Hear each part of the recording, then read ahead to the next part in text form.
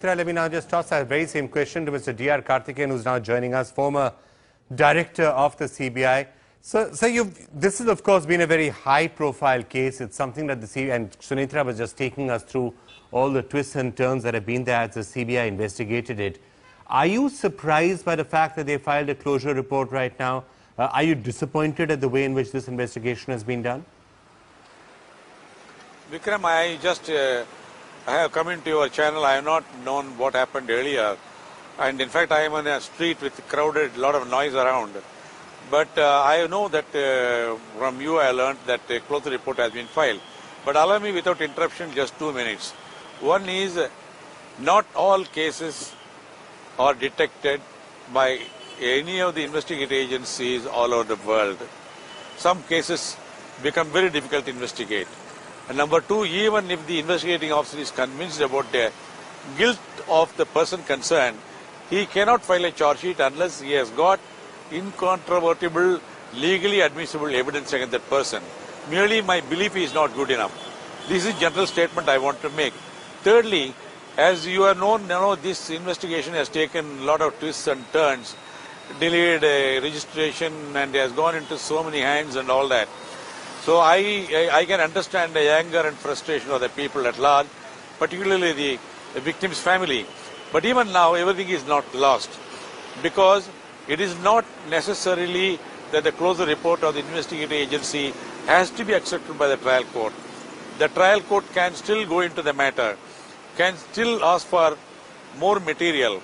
The people concerned, victim, normally the victim and the family, and in some cases we have seen even others, can move the trial court not to accept the closure report. They can raise their own doubts. So the trial court and in fact the higher courts also have enormous powers to call for the documents, ask for more witnesses to be examined, and even if there is no more evidence to be adduced, they can have a reappraisal of the evidence that is already on record. So what I'm saying is, obviously we have to trust the investigating agency. They may have gone through all the problems, but today what is the option left is for the victim's family, if they have got material, they can agitate before the trial court to ask for review of the entire material. And then it is not, everything is not lost. It has happened earlier also. You have seen that DG Rathod's case also, the High Court also intervened. So it's not everything is lost when the investigative agency files a closure report. As far as they are concerned, that's all. They are not able to establish anything more. But still there is a remedy. All right, Mr. Karthikeyan, we are now being joined by Rebecca John, the family lawyer for the Talwars. Rebecca, thanks for being with us. Pinky Anand's with us as well, Advocate Supreme Court. Rebecca, let me just come to you first. What do you make of the possible options that are now open after the CBI has filed this closure report? Mr. Karthikeyan saying that the court could still take a different view on the matter, but how do you react to the developments of the day? Well, firstly, we didn't even know that the CBI had filed a closure report till a couple of hours ago when television channels began to contact members of the family of Aarushi Talwar. We were never told by the CBI that the case was heading towards a closure report. Having said which, once a closure report is filed, it is for the magistrate to either accept the report or reject the report.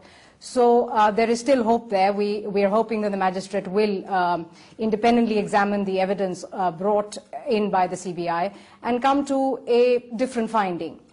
Thirdly, I think this case represents everything that's wrong with the investigating process employed by investigating agencies in this country. To begin with, it was the UP police and its outrageous theories which made sure that every evidence that was available at the spot was corrupted. Then by the time the CBI took over, Dr. Talwar was already taken into custody. They started investigating. They had to undo some of the damage that the UP police had already done. The investigation has gone on for 2 years. I can only say on behalf of my clients that they have cooperated fully with the investigating agencies. They have endured countless hours of questioning. They have undergone every imaginable test that was put to them. At the end of it, if the CBI says we don't know who killed Aarushi, as parents of their only child, we can only express our anguish at the manner in which the agencies involved have investigated this case.